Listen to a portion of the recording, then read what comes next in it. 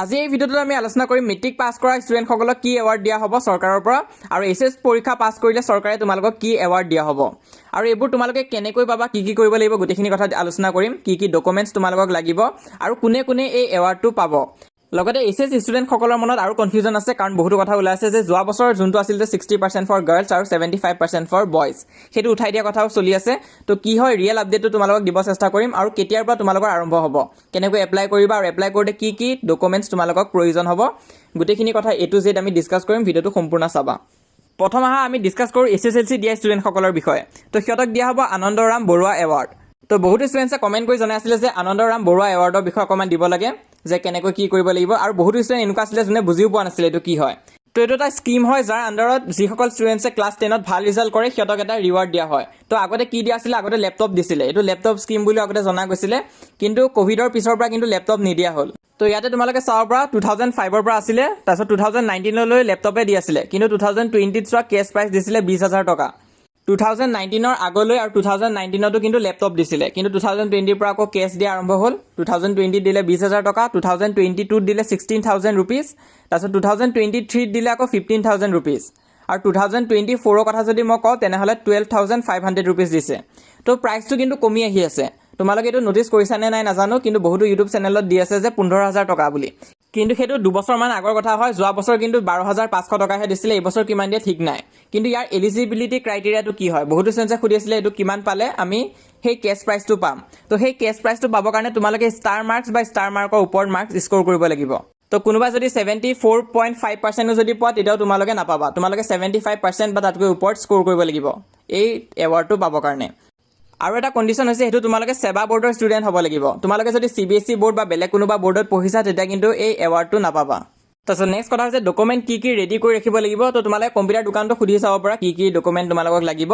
আৰু তাৰে কিন্তু ইম্পৰ্টেণ্ট হৈছে বেংক একাউণ্ট তো বেংক একাউণ্ট তোমালোকৰ নিজৰ নামত হ'ব লাগিব তো সেইটো বহুত ইম্পৰ্টেণ্ট হয় যোৱা বছৰ নটিচ এখন আহিছিলে ইয়াত তোমালোকে চাব পৰা তো ইয়াত চাই তোমালোকে বুজিব পৰা যে পৰ্টেল কেতিয়া আৰম্ভ হৈছিলে তোমালোকৰ জুলাই মান্থত তো এতিয়া টাইম আছে জুলাই মান্থলৈ হয়তো ইয়াতো ষ্টাৰ্ট হৈ যাব পাৰে তোমালোকৰ কাৰণেও কিন্তু ইয়াত এটা বস্তু বৰকৈ ফ'কাছ কৰিছিলে তাত তোমালোকৰ বেংক একাউণ্টৰ কথা কোৱা হৈছে চোৱা তোমালোকে এই পইণ্টছখিনি মই তোমালোকক জুম কৰি দেখাই আছোঁ তো ইয়াতে প্ৰথম পইণ্টটো কি দিছে the bank account must be in the name of awardee তো ইয়াত তোমাৰ নিজৰ নামত বেংক একাউণ্টটো খুলিব লাগিব তোমালোকে যদিহে তোমালোকৰ বেংক একাউণ্ট নাই তেনেহ'লে সোনকালে খুলি ল'বা কাৰণ তেতিয়া লাগিব তো তোমালোকৰ নিজৰ নামত হ'ব লাগিব পেৰেণ্টছৰ নামত হ'লে নহ'ব আৰু ছেকেণ্ড পইণ্টটো চোৱা name of the account holder should be exactly same as the name in the SEBA admit card তোমালোকৰ সেৱা এডমিট কাৰ্ডত যেনেকুৱা নামটো আছিলে এক্সেক্টলি ছেইম হ'ব লাগিব মানে ভুল থাকিব নোৱাৰে তো সেইটো এটা কথাত বৰকৈ ফ'কাছ কৰা হৈছিলে বাকীখিনি পইণ্টছো দিয়া আছে তোমালোকে পঢ়ি চাব পৰা তো তোমালোকৰ যদি নিজৰ নামত বেংক একাউণ্ট নাই তেনেহ'লে এখন ক্ৰিয়েট কৰি ল'বা আৰু তোমালোকৰ সেইখন এক্টিভ থাকিব লাগিব এনেকুৱা নহয় যে তোমালোকৰ KYC বা তেনেকুৱা কিবা লাগি আছে তো 4 নম্বৰ পইণ্টটো সেইটোৱে কোৱা হৈছে যে KYC লাগি থাকিলে নহ'ব এক্টিভ হ'ব লাগিব একাউণ্টখন আৰু তোমালোকে চোৱা মাৰ্কশ্বিট চাৰ্টিফিকেট এইটো লাগিব তোমালোকক তাৰপিছত front page of bank passbook সেইখন লাগিব তাৰপিছত mobile number email ID admit আৰু ফটো আৰু ছিগনেচাৰ তো এইখিনি বস্তু তোমালোকক লাগিব কম্পিউটাৰ দোকানত গ'লে গম পাবা যেতিয়া পৰ্টেলটো আৰম্ভ হ'ব তেতিয়া ডিটেইলত গম পাবা আৰু স্কুলৰ লগতো কণ্টেক্ট ৰাখিবা যাতে আহিলে গম পাই যোৱা তো এইটোৱে আছিলে তোমালোকৰ মেট্ৰিক পৰীক্ষা দিয়া ষ্টুডেণ্টসকলৰ বাবে এৱাৰ্ড তো এইটো হৈছে আনন্দৰাম বৰুৱা এৱাৰ্ড ইয়াৰ ৰিলেটেড যদি কিবা কনফিউজন আছে মোক কমেণ্ট বক্সত সুধিব পাৰা আৰু মেক্সিমাম ষ্টুডেণ্টৰ কনফিউজনো সেই প্ৰাইজ মানিৰ এমাউণ্টটোতে থাকে যে কিমান পইচা দিব তো যোৱা বছৰ কিমান দিছিলে 12,500 টকা দিছিলে তো বহুতে কৈ আছে যে 15,000 দিব বুলি তো 15,000 কিন্তু নিদিবও পাৰে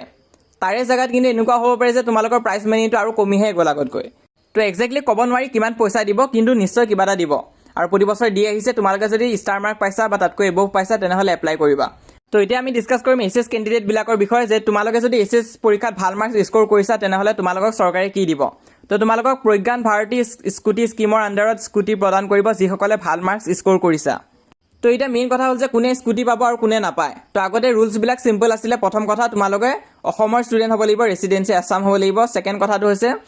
ছোৱালীবিলাকে 60%ৰ এবভ পালে স্কুটি পাব আৰু ল'ৰাবিলাকে 75%ৰ এবভ পালে স্কুটি পাব এছএছ ফাইনেল এক্সামত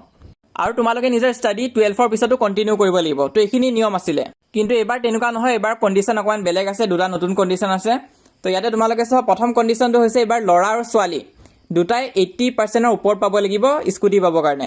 এনেকুৱা নহয় যে ছোৱালীয়ে 60%তে স্কুটি পাই যাব আৰু ল'ৰাবিলাকে 75%ৰ স্কুটি পাব তো তেনেকুৱা নহয় এতিয়া তোমালোকে 80% বা তাতকৈ এবভ পাব লাগিব স্কুটি পাবৰ কাৰণে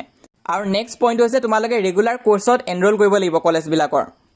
তোমালোকে যদি বাহিৰত পঢ়িব গৈছা বা নীট বা JEE কাৰণে যদি ড্ৰপ দিছা আৰু এডমিশ্যন লোৱা নাই তেনেহ'লে কিন্তু তোমালোকে স্কুটি নাপাবা। এই নিয়মটো যোৱা বছৰে অনা কথা আছিলে, মানে যিসকলে HS 2024 দিছিলে সিহঁতৰ কাৰণে আছিলে, কিন্তু পিছত এইটো কেনচেল কৰি দিয়া হ'ল কাৰণ বহুতো প্ৰটেষ্ট দেখা গ'লগৈ। কিন্তু তেতিয়া চৰকাৰে কৈছিলে যে হয় এবাৰ নহ'ব, কিন্তু অহা বছৰৰ পৰা সেইটো হ'ব, মানে তোমালোকৰ বেটছত এইটো হ'ব বুলি কৈছে।